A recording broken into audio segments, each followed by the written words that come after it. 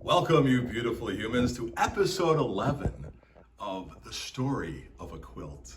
Today, we're going to be talking about the Tampa Bay Buccaneers. Fire those cannons! By the way, that's a really good impression of the Bucs' great play-by-play man, Gene Deckerhoff, who's retiring from his duties at Florida State, but will continue with the Buccaneers because why not? We got the GOAT coming back. Now, the Buccaneers, this like all the shirts, and like I'm encouraging you to glean and to draw out everything you can from memories. This shirt represents so much more than just the fact that we won the Super Bowl that year in San Diego. The Buccaneers used to have this as their logo when they first started. They were the first winless NFL team with a guy named John McKay, who was a great college football coach at the University of Southern Florida, of California, USC. And he was funny and he was good. It was a good first hire. And they asked him what he felt about the Buccaneers' execution, and because they stunk. And his famous comment when asked about the Buccaneers' execution was, "I'm all for it." So they were called the Yuckaneers, the Yucks, not the Bucs. And then a guy named Tony Dungy came to town. It's amazing. Get around people that are inspiring and that know what they're doing and are people of good character. Tony Dungy was all those things and is all those things. He came and we still had the Dreamsicle colors. We still had Buccaneer Bruce as our mascot. And then just like the Devil Rays did, changing to the Rays, we'll talk about that later and how instrumental I was in that. They changed their uniforms to the red and pewter. But I've got the old t-shirt on purpose, with a purpose. And that was exciting. Tony Dungy couldn't quite get the Bucs over the top. So then they hired a coach from the Oakland Raiders named John Gruden. And the next year, Gruden not only won the Super Bowl with the Bucs, but he played his old team just as luck would have it. So he actually knew what the Raiders were going to do against the Bucs in the Super Bowl in San Diego. What is that, Super Bowl 37? Was that was a long time ago already, and I watched that by myself. I should not watch sporting events that are that intense and that important to me with other people. I just shouldn't. I watched the Cubs win the World Series by myself. I tried to watch the Lightning win their last Stanley Cup in public in the northern Wisconsin, and I almost got thrown out of a couple of bars because I was just so into it. And they lost that game, the Lightning. So I went back to my regular routine of watching the last game, Game 5 in 2021, when the Lightning won their second in a row. We're hoping for a three-peat as we record this. The Buccaneers, we moved from northern Wisconsin to Tampa in 1995.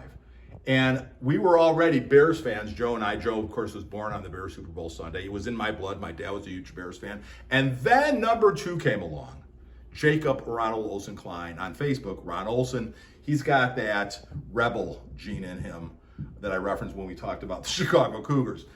Jacob, as soon as he realized that his older brother Joe and his old pop were Chicago Bears fans, he became a Packers fan. And on purpose, with a purpose, I said, if you're going to be a Packers fan, I'm going to be a Packers fan.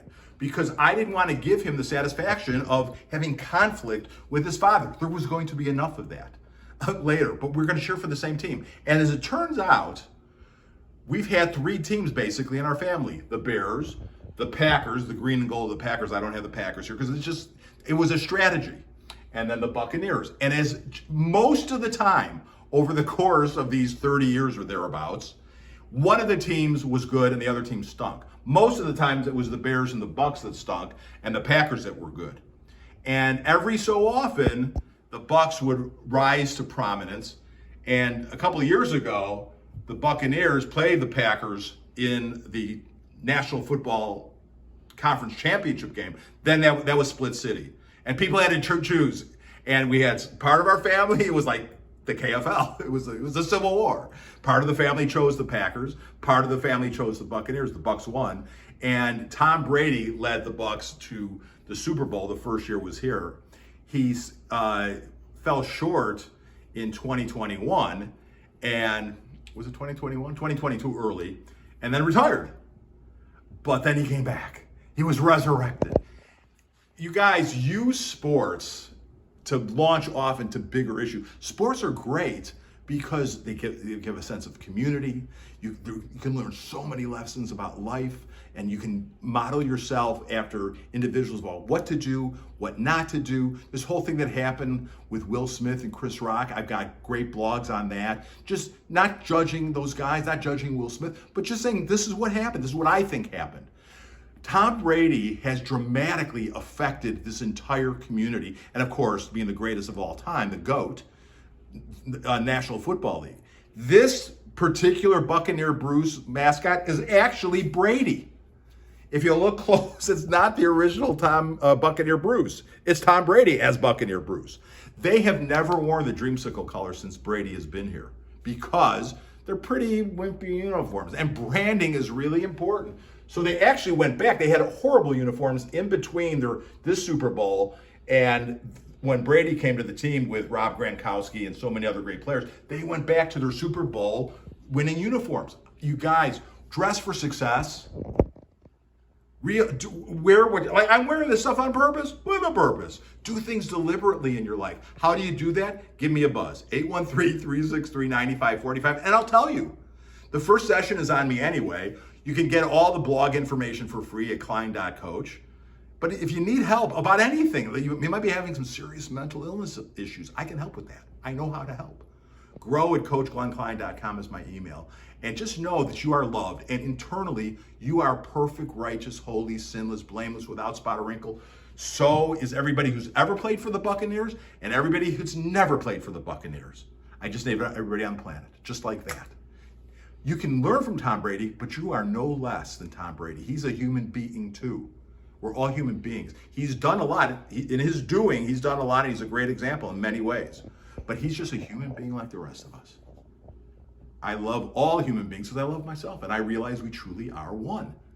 So that's why I can, without any fear of contradiction, say to you, I love you. And we'll talk next time as the story of a quilt continues right here.